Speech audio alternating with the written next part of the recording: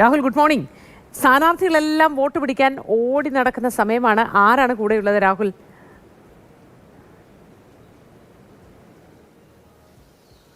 മൊത്തം കോഴിക്കോട് ജില്ലയെ സംബന്ധിച്ച് ഇന്ന് UDF-നേറെ പ്രാധാന്യമുള്ള ദിവസമാണ്. രാഹുൽ ഗാന്ധി ജില്ലയിലേക്ക് എത്തുന്നുണ്ട്. 4 മണ്ഡലങ്ങളിൽ അദ്ദേഹം പ്രചാരണം നടത്തുകയും ചെയ്യുന്നുണ്ട്. ആദ്യം നാദാപുരത്ത് വെച്ചാണ് പ്രചാരണ പരിപാടി ആരംഭിക്കുന്നത്. അതിനുശേഷം പേരാമ്പ്രയിലും ബാലുശ്ശേരിയിലും കൊയിലാണ്ടിയിൽ റോഡ് ഷോയോടുകൂടി കോഴിക്കോട് ജില്ലയിൽ ഇന്നത്തെ പ്രചാരണം അവസാനിക്കുകയും ചെയ്യും.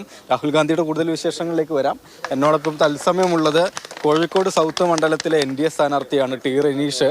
അദ്ദേഹം ഇപ്പോൾ നഗരത്തിൽ തന്നെ വോട്ട് തേടുകയാണ്. വലിയ ആത്മവിശ്വാസമാണ് കഴിഞ്ഞ തവണ കണ്ടപ്പോഴൊക്കെ പങ്കുവച്ചിരുന്നത്. റെനീഷ്, നമസ്കാരം. Good morning.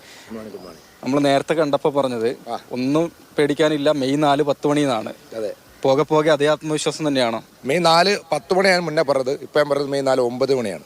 9 മണിയാകുമ്പോൾ 50,000-ലധികം ഭൂരിപക്ഷത്തിൽ 50,000-ലധികം വോട്ടുകൾ നേടിക്കൊണ്ട് T. റെനീഷോട് വിജയിച്ചിരിക്കും. 100% ഉറപ്പ്. 100% ഉറപ്പ്. ഇത്രയൊരു ആത്മവിശ്വാസം BJP A+ മണ്ഡലമായി കാണുന്ന അവിടുത്തെ സ്ഥാനാർത്ഥികൾ പോലും പങ്കുവെക്കാറില്ല. ഞാൻ നേരത്തെ സൂചിപ്പിച്ചു, എന്നെ സംബന്ധിച്ച് എൻ്റെ നാട്ടുകാർക്ക് എന്നിലൊരു വിശ്വാസമുണ്ട്.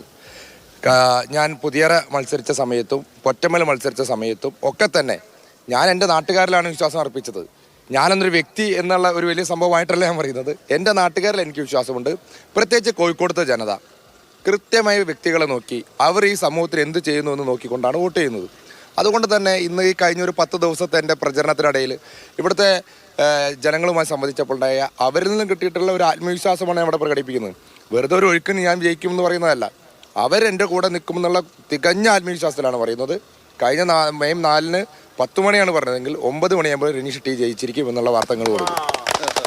നമ്മൾ ഈ സൗത്ത് മണ്ഡലത്തിന്റെ സ്വഭാവമൊക്കെ പരിശോധിച്ചു കഴിഞ്ഞാൽ NDAക്ക് അനുകൂലമായി നിൽക്കുന്ന ഒരു മണ്ഡലമല്ലല്ലോ ഒരിക്കൽ പോലും. അല്ല, ഞാൻ പറഞ്ഞത് അങ്ങനെ എവിടെയൊക്കെ നമുക്ക് ജയിക്കാൻ സാധിച്ചിട്ടുണ്ട്.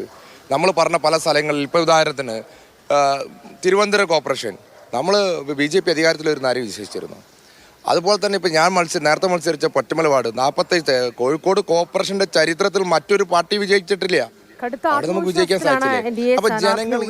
മികച്ച വിജയം സ്വന്തമാക്കുമെന്ന് ഉറപ്പിച്ച് പറയുന്നുണ്ട് KV രാഹുൽ ആണ് നമുക്കൊപ്പം നമ്മുടെ പ്രതിനിധിയായി സ്ഥാനാർത്ഥിക്കൊപ്പം ചേർന്നത്.